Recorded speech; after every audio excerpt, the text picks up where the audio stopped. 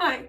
In light of all the anti-transgender legislation, executive orders that have been passed in the last less than 30 days, I thought it would be helpful if we talked about resources you might want to have as a parent of a transgender child, young adult, that one might make you feel better, and two might give you a sense of peace or control as we move through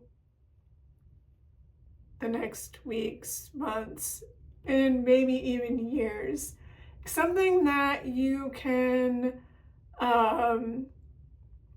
have in case you need to refer back to, look up information, just some tools to add to your toolbox.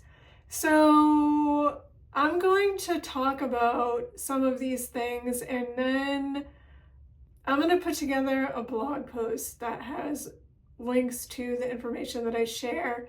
And then I will link to some of the things, if you're watching this on YouTube, in the information box, so that it will be just easier for you to click and go, instead of trying to talk about them more in depth in this video. This video should just kind of be quick. So the first thing that you should have in your toolbox is a reliable, non-biased news source, whatever that looks like for you.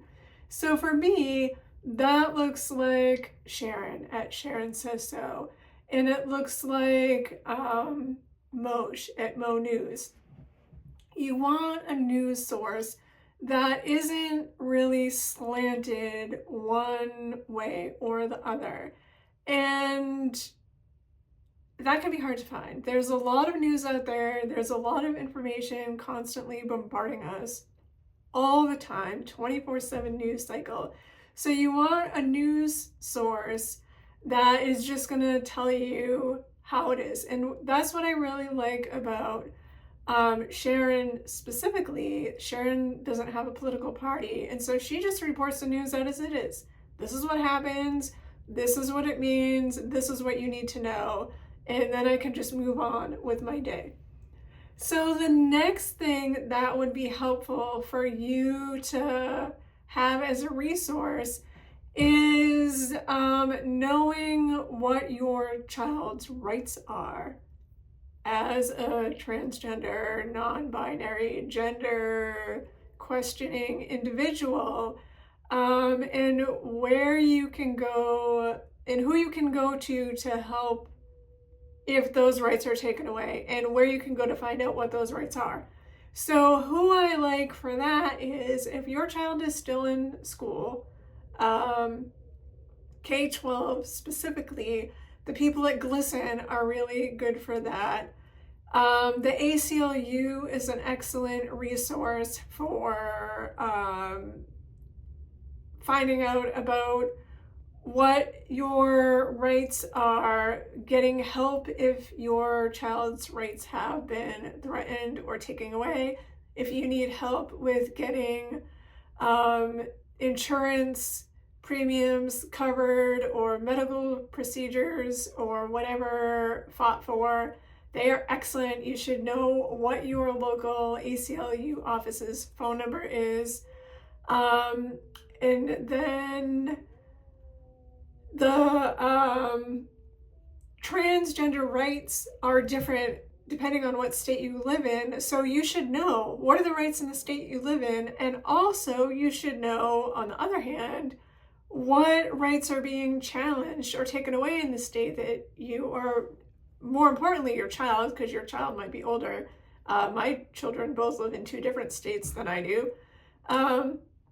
What rights do they not have? And then also, what bills are being proposed in the state you live in or that your children live in, and how are you going to keep an eye on those rights? And I'll give you a way to refer to that in a minute, and that is with 3 trans or LGBTQ specific information. So there's something called the MAP newsletter. And what it is, it's a map of the country, and what you can do is you can click on whatever state you live in or your child lives in, and it will show you by state all of the legislation that is upcoming or in process in your state. And then you can click on those bills, and it will tell you what the bill is. It will tell you the progress that is, like if it's in process, if it's in the House, has made it to the Senate, who has drafted that bill, who those people are. It will let you click on them, take you to their pages, so that if you would like to contact those people, it gives you their information also. So it's just a really excellent resource, and I will put that information so you can have it. And then also, somebody who's really excellent as a follow that I have found is Erin in the Morning, and she is part of the LGBT community. So she reports on information that is LGBTQ plus specific. So she's out there letting everybody know, look, at this is what's happening, this is what you need to know, and it is specific to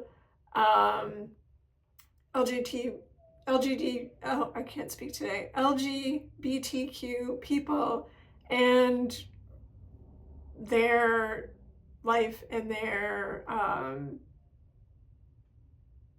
health and all their things. So she is a great follow. I highly recommend her. And then the last thing, and hopefully it's information that you never have to use, but it's important to have, is crisis information. And I've talked about this in the past, and I hate to talk about it, but you should have crisis information on hand just in case. You should have the numbers and information for the Trevor Project, for the Trans Lifeline, the National Suicide Prevention Lifeline. And then I have a post on my website about how to create an emergency action plan for your child. I hope you never need to have an emergency action plan. I've had to have one and use it, and I didn't have one at the time, and I wish I did, but now I have put together how to create one. I will put the link to that. It's just good to have. It's good to have in hope that you never have to use it.